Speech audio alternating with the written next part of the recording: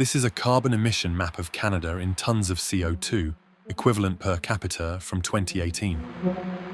If you take the 7,060-mile journey across the Pacific, you will end up in China, one of the world leaders in carbon emissions. Now, if you look at this map from China, you can see a massive difference in the carbon footprint left by both countries. The question you should ask yourself is why Chinese citizens only pay $8 per metric ton of carbon emissions compared to Canadians, who will be paying a whopping $170 per metric ton by 2030. Something doesn't seem right. Or does Canadian Prime Minister Justin Trudeau have some expensive miracle formula that will reduce the world's carbon footprint? This is what today's video is all about. To better understand whether the carbon tax might be Canada's biggest money-making scam, maybe it does have some logic behind it. Do we go to a 61 cent a liter carbon tax, making us among the highest taxed fuel in all of the world?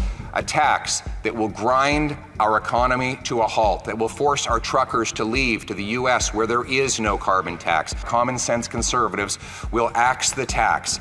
So that's why putting a price on carbon emissions just makes sense. With the Canada Carbon Rebate, What is a carbon tax? If you have been following the news in 2024 and you filter out all the political and international war jargon, you have probably seen at least one reporter rant about carbon taxes. The media seems to be jumping on the bandwagon, often backed by their far-left billionaires to help push the narrative of how you are responsible for global warming and how you are contributing to the carbon footprint problem. You see, the carbon tax is a form of pollution tax that acts very similarly to many other taxes, like sugar and sin taxes, which are often used to supplement government income. The carbon tax dates back to 1973, when David Gordon Wilson first proposed it in the United States. The main goal behind the carbon tax was to use it to serve as a scale. Instead of having a fixed amount every single person or company is taxed each year, they will be paying per metric ton of CO2 released. The main goal of this thinking was to allow companies and individuals to self-determine the most efficient way to reduce pollution. In Canada, the idea was floated around for many years, but the first carbon levy became law in 2019. Canadians must pay a whopping 20 Canadian dollars, or about $14 US, for each metric ton of CO2 released. Over the last 5 years, the rates have gone up each year, peaking at $50 by 2022. However, this was not seen as enough, and from 2023, it has gone up by $15 each year, peaking at around 80 Canadian dollars in April of 2024. By all estimates, Canadian individuals will be paying around $170 by 2030, which is about $120 US as of the current exchange rates in 2024. For large industries, this is even higher, with various pricing systems determined by each province dictating the exact amount of carbon tax these industries are paying. Well, you want to further increase the carbon tax by 200%. Justin, gas prices have been hovering near all-time highs already. However, everyone is paying the same carbon tax levies on gasoline, which naturally contributes to high prices at the gas pump. What we know from higher fuel prices is that this is not a burden carried by companies, and they simply just transfer it over to the consumer. In layman's terms, a higher carbon tax levied on gasoline is making your food prices soar, contributing to inflation. Fortunately, most people in Canada do get their money back. According to the David Suzuki Foundation, the federal government returns about 90% of the money it collects to families. This is done through Canada Carbon Rebate payments. The same organizations also claim that around 80% of households get more money back than they spend on the levy, and rural citizens also receive an additional 20% rebate. Businesses, farmers, and Indigenous groups make up the final 10% of the money that gets paid back. But this is all on paper, and whether it actually happens is up for debate, as many Canadians do not receive such a check in the mail 4 times a year, as is intended. A burning question is what the origin of this frustrating new tax is, and where did it originate? What impact did the Paris agreements have on Canadian carbon taxes? Canadians are hungry. Literally.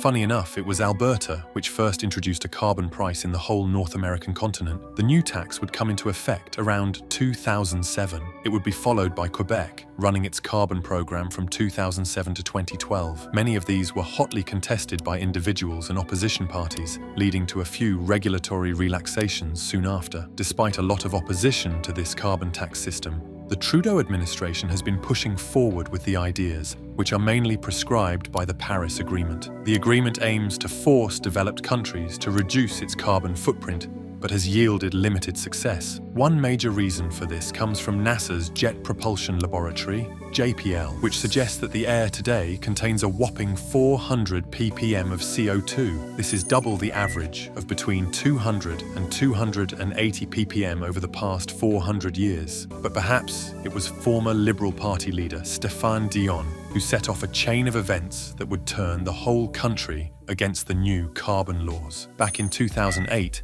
Dion proposed the very unpopular revenue-neutral carbon tax, but this would be struck down during the elections when the Liberal Party had one of its worst election defeats in history. A better idea was put forth by the Conservative Party, who focused mainly on a North American cap-and-trade system for greenhouse gases. The bill proposed to incentivize people with what psychologists call positive reinforcement as a way of reducing emissions. This is in stark contrast to the tax system many had been trying to implement. However, Trudeau took over just a little later, and under his administration, more attention was shifted to the Paris Agreement. What ultimately led to the modern carbon tax ideas that nearly tanked the country's economy is the 2015 United Nations round of talks on a new climate deal. It would later be revealed that Canada had the weakest climate targets of any major industrialized economy. Experts solely blame this on Stephen Harper's hardline policies, with Justin Trudeau coming in and somewhat campaigning on the carbon tax. Finally leaked out to the CBC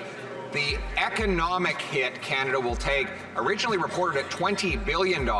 With inflation, it's $30 billion. It was up to his administration to change the course of Canadian carbon taxes. This leads us to the Trudeau administration.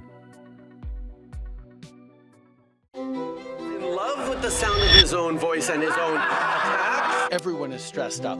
The price on pollution is increasing. An administration that many might coin as a complete failure, especially when it comes to the carbon tax agenda. A deeper dive into some news articles clearly states that the carbon tax in Canada is a scam and an abysmal failure, to quote Minot Daily News. But is it?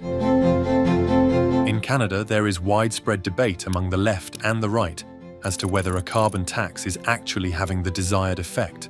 According to CBC News, the current carbon tax is not high enough to have any effect on consumer behavior, which means that people have no plans to change their lifestyles to reduce their carbon footprint. But if you're Canadian, you know that CBC is bought and paid for by the Canadian government, receiving over $1 billion per year, so that should tell you everything you need to know. However, as the levy rises, the incentive to change behavior will grow, and more people will stay away from using fossil fuels for greener alternatives.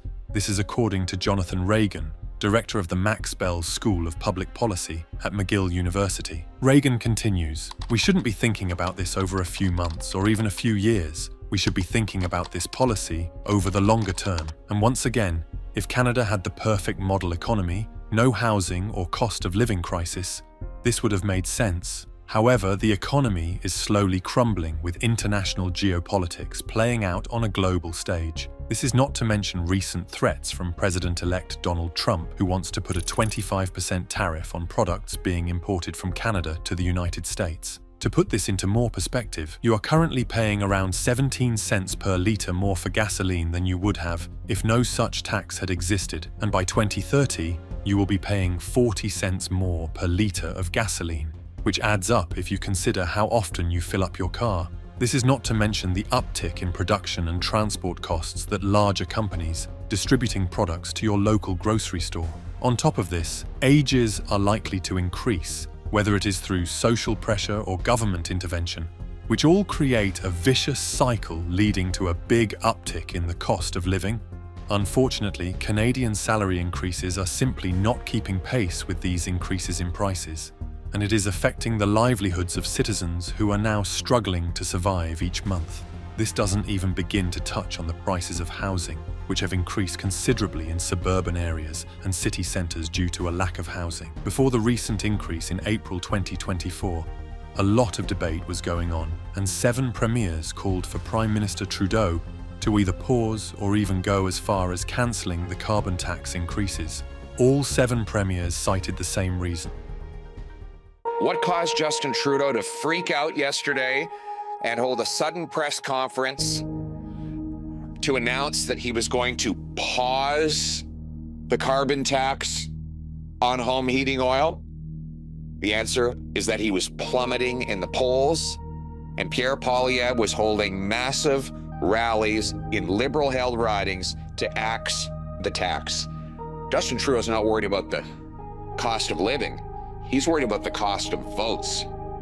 And that's what caused his panicked flip-flop yesterday.